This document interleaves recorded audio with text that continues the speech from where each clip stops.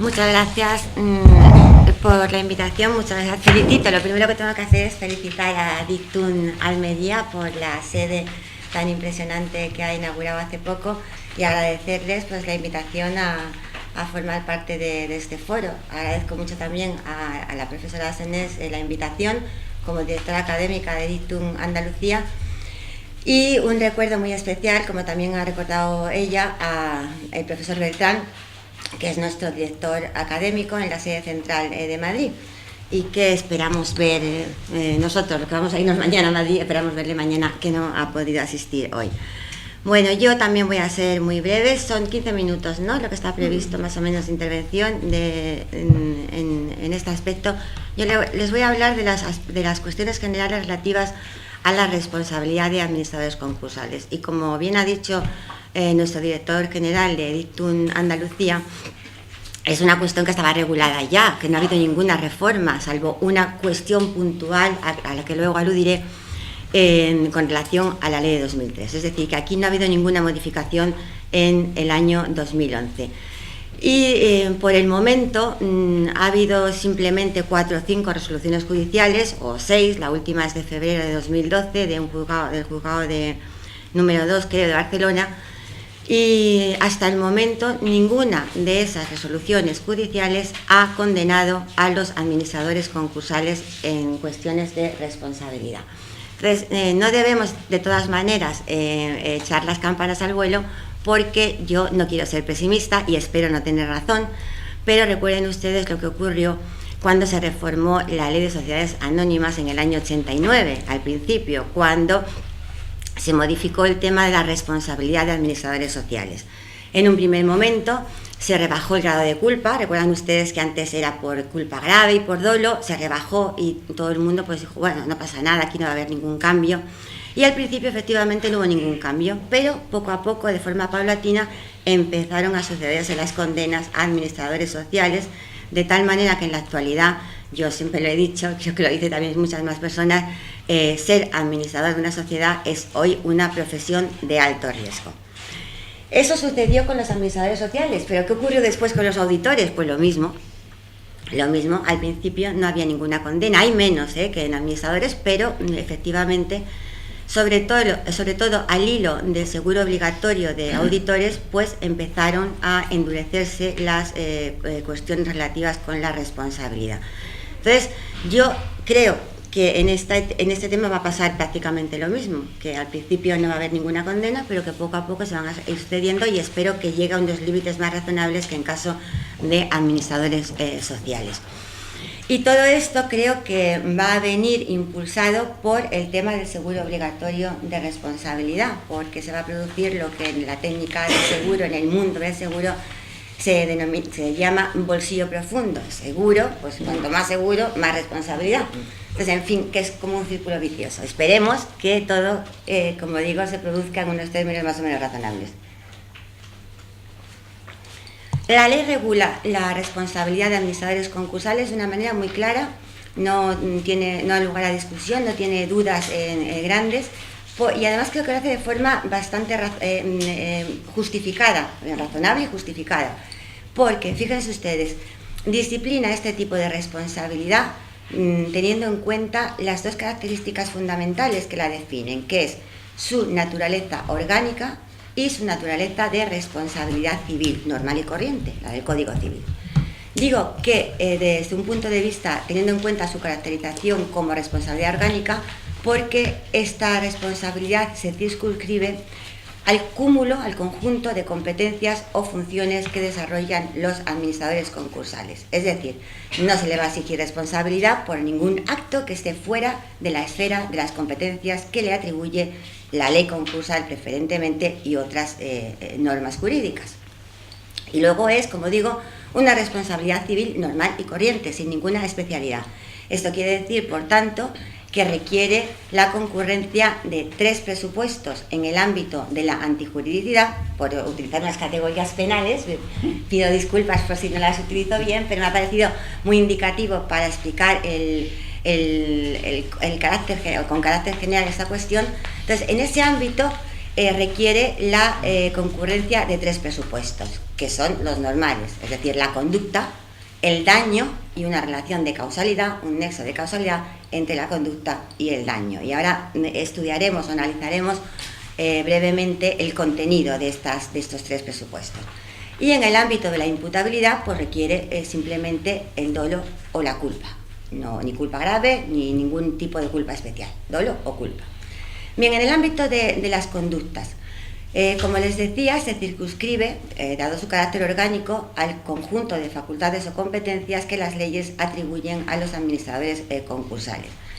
Y se refiere este tipo de responsabilidad, según el artículo 36 de la ley, bien al incumplimiento de la ley, dice ese precepto, o bien a la infracción del deber de diligencia. Es decir, que las conductas, ya sean activas u omisivas, deben suponer una infracción de preceptos legales o bien una infracción del deber de diligencia. Respecto de la infracción de los preceptos legales, obviamente, ya lo ha puesto de manifiesto alguna resolución judicial, pero estaba claro, no es solamente la infracción de la ley concursal, sino de cualquier ley, siempre y cuando se trate de una norma imperativa. Más problemas puede suscitar determinar cuál es el contenido de la infracción del deber de diligencia. Y en este aspecto hay que remitirse al artículo anterior, al artículo 35, que dice que el administrador concursal debe actuar con la diligencia de un ordenado administrador y con lealtad. Es decir, que la diligencia a la que alude el artículo 36, párrafo primero, ha de ser entendida en un sentido amplio, comprendiendo tanto el deber de diligencia en sentido estricto como también el deber de lealtad, que son los 2 deberes que la ley concursal atribuye a los administradores concursales. El deber de diligencia. ¿Cuál es el contenido del deber de diligencia en este ámbito de la responsabilidad de administradores concursales?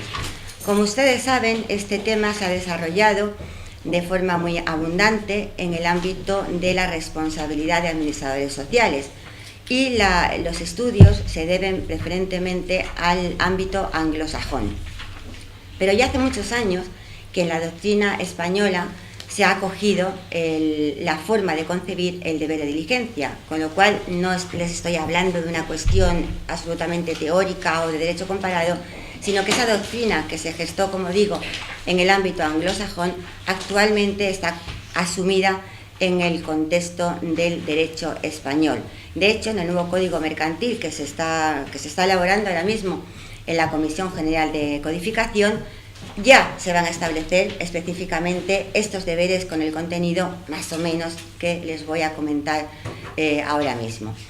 Bien, el deber de diligencia significa que el administrador concursal tiene que actuar de manera análoga a como lo harían los administradores concursales normalmente prudentes. Ustedes ven que esta es una cláusula demasiado genérica, muy anglosajona, que no se coordina con nuestro derecho, y no obstante ello tiene un contenido objetivo, a pesar de su carácter general, tiene un contenido objetivo y bastante determinado. Y está determinado porque la construcción debe hacerse al hilo de lo que dispone la Ley de Sociedades de Capital en cuanto a responsabilidad de administradores sociales, porque es el único texto legal hasta ahora que define el deber de diligencia y porque además la responsabilidad que atribuye la ley concursal al administrador concursal es la de un ordenado administrador. Y cuando la Ley de Sociedades de Capital habla de este mismo tema, recuerden ustedes que alude al mismo estándar de diligencia, que es el del ordenado empresario. El administrador social debe tener la diligencia de un ordenado empresario y el administrador concursal debe tener la diligencia de un ordenado administrador, es decir, que son cláusulas que se suceden. Bien, pues en ese contexto, como les decía, la diligencia tiene un contenido bastante objetivo y bastante especificado y se refiere a 2 aspectos. En primer lugar, a un aspecto que podríamos llamar procedimental, de cómo hay que adoptar la decisión. ¿Cuál es la decisión diligente desde el punto de vista del íter de su adopción? Y luego hay un aspecto, podríamos decir, de fondo material, que se refiere al mismo contenido, a la bondad, podríamos decir, de la propia decisión. Bueno, pues desde el punto de vista formal, atendiendo a la Ley de Sociedades de Capital, dice que el administrador debe informarse diligentemente.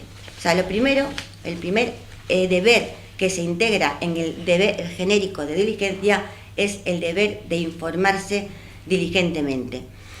Este deber de informarse diligentemente exige la suficiencia y la fiabilidad de la información.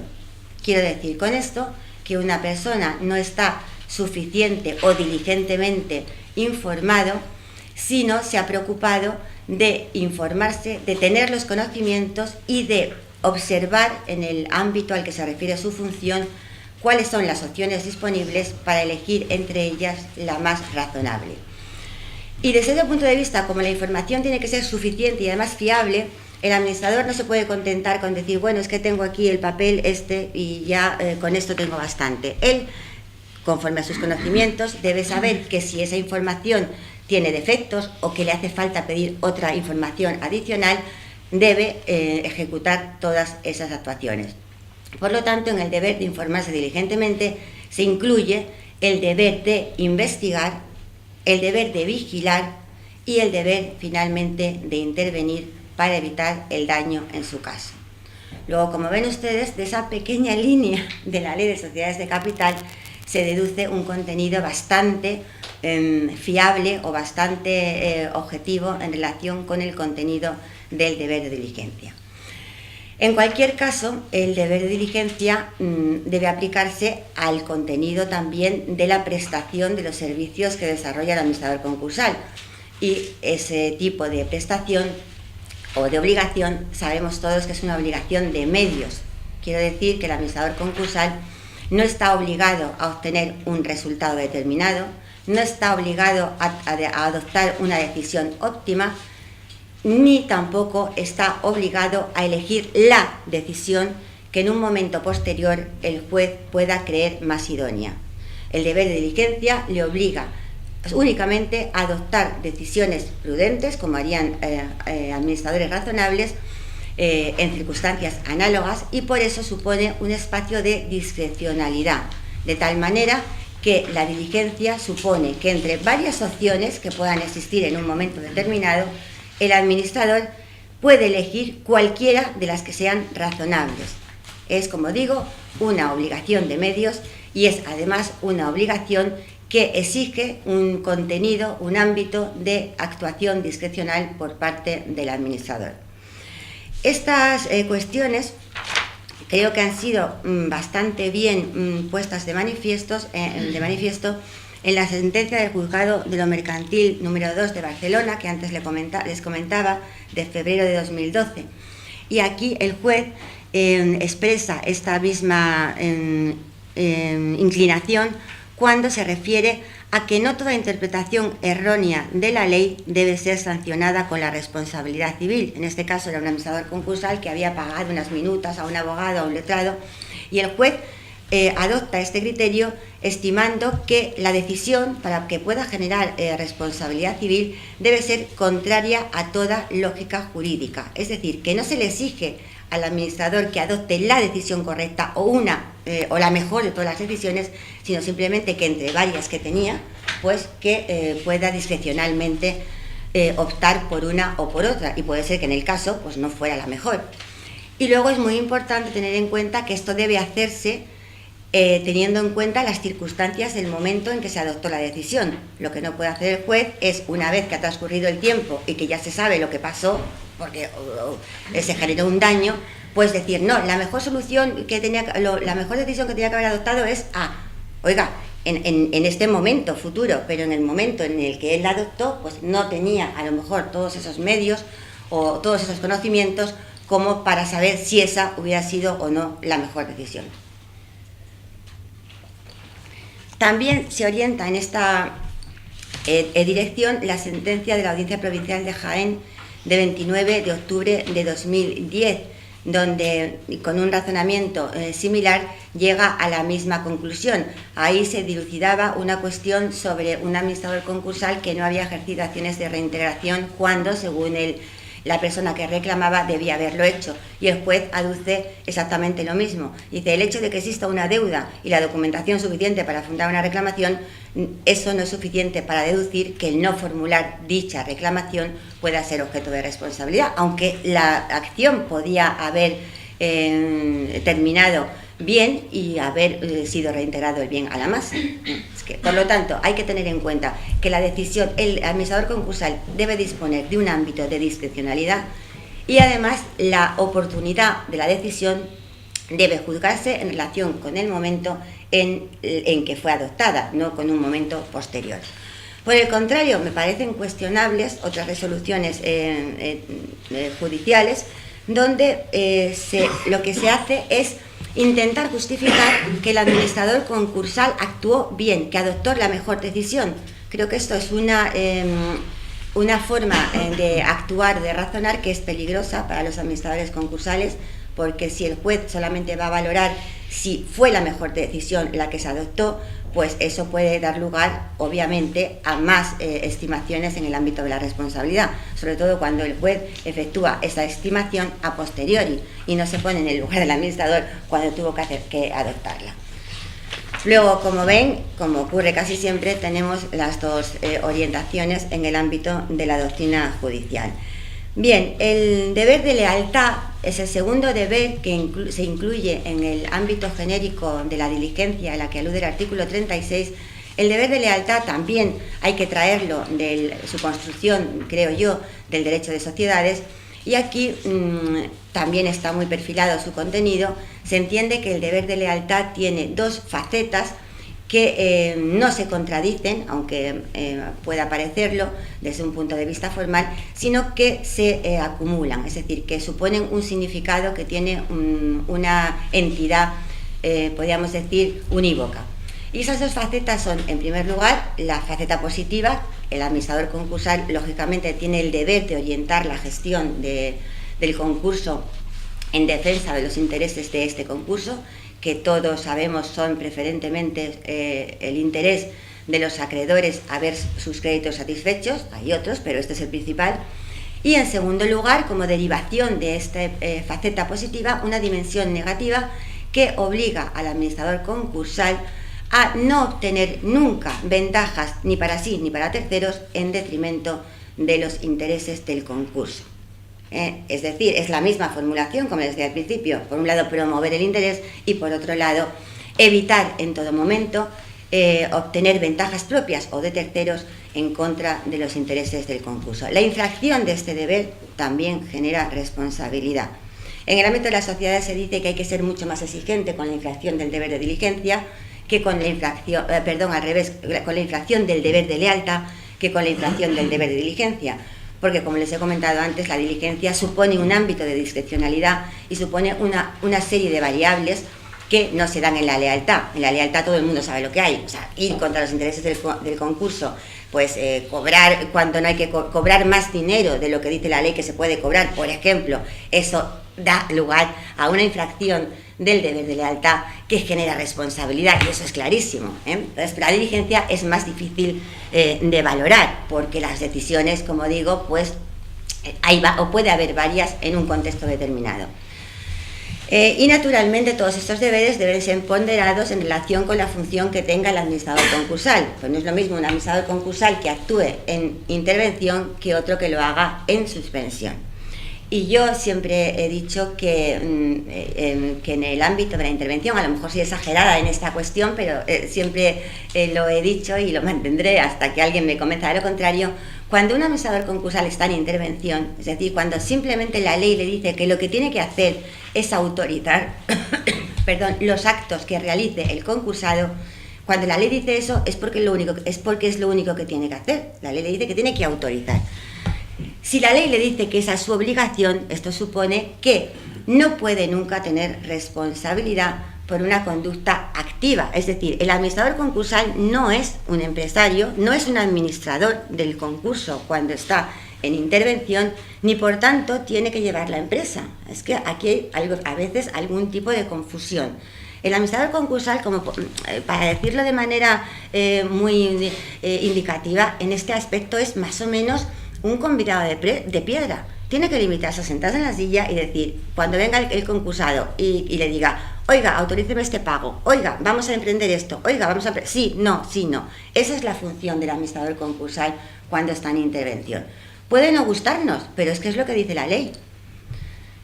Y distinto es cuando está en suspensión, es decir, cuando el concursado tiene suspendidas el ejercicio, porque no se suspenden nunca las facultades, cuando tiene suspendido el ejercicio de las facultades de administración y disposición del patrimonio de la masa activa del concurso, y en ese caso es sustituido por la administración concursal. En este supuesto, obviamente, la conducta del administrador debe ser activa, pero activa no significa, a mi juicio, que sea una conducta de la misma índole que realizaría un administrador social, porque la ley concursal dice que lo que tiene que hacer el administrador en este caso es continuar el ejercicio de la empresa, si es que la empresa está todavía funcionando, continuar desde un punto de vista conservativo. Recuerden ustedes que la función del administrador concursal con respecto al deber de lealtad es defender el interés de los acreedores a haber satisfecho sus créditos. No es un señor que tenga que gestionar la empresa, no es un señor que tenga que potenciar que esta empresa sea reorganizada. La ley concursal le atribuye una función conservativa y eso es lo que tiene que hacer. Por lo tanto, no se le podrá responsabilizar porque no reorganizó la empresa, es que no es su función. Nuestro sistema no es el sistema francés. Si se hubiera querido hacer, se hubiera hecho, pero no se ha hecho. Nuestro derecho concursal es un derecho de corte privatista, no es un derecho de corte publicista como el francés. El administrador concursal tiene que conservar la empresa si está funcionando. Tiene que conservarla para la mejor satisfacción de los acreedores. Luego, su prioridad es que los acreedores cobren y por lo tanto su función es conservativa. Y yo me atrevería a decir, algún colega lo ha dicho, que es una función exageradamente conservativa. La primera de cambio que ve algún peligro, pues tiene que pedir la liquidación o tiene que hacer lo que tenga que hacer. Perdón, que tengo un día fatal con la garganta. Bien, el daño y la relación de causalidad, solamente creo que tiene aquí una cierta especialidad, no sé si ya... esto pues hace rato. Hace rato. Pues nada. Sigue. Es que siempre me pasa lo mismo, ¿eh? Empiezo a hablar. No, con esto termino. Solamente dos cuestiones en torno a la exoneración. Primero, que no hay solidaridad, a mi juicio, que es la única reforma que les había comentado que podía existir. No hay solidaridad entre administradores concursales. Por lo tanto, esto quiere decir que no hay inversión de la carga de la prueba, eso podemos luego discutir, lo digo para discutir después. No hay inversión de la carga de la prueba. El Código Civil sigue diciendo que la regla general no es la mancomunidad, si no hay excepción es mancomunidad, no hay solidaridad, y la ley concursal no tiene ninguna excepción. Luego, a mi juicio, no hay solidaridad, no hay inversión de la carga de la prueba y por lo tanto hay que probar la culpa. Y finalmente, en cuanto a autorizaciones, que se ha discutido mucho en las sentencias, las autorizaciones del juez normalmente, a mi juicio, excluyen la responsabilidad. Si el juez autoriza, el administrador, depende en qué casos, lo veremos, pero como regla general creo que es razonable entender que la autorización del juez a un acto del administrador excluye la responsabilidad del primero, o por lo menos existiría concurrencia. Y los jueces dicen, la doctrina judicial, que cuando no se recurren, y esto creo que es importante desde el punto de vista práctico, podemos estar de acuerdo o no, pero es lo que dicen, y lo dicen casi todos, cuando no se recurre a la resolución no hay responsabilidad del administrador concursal. Es decir, que no podemos instar una demanda de responsabilidad si, por ejemplo, se ha pagado indebidamente, según nosotros, a un acreedor y no hemos recurrido antes esa decisión. Muchas gracias y perdón.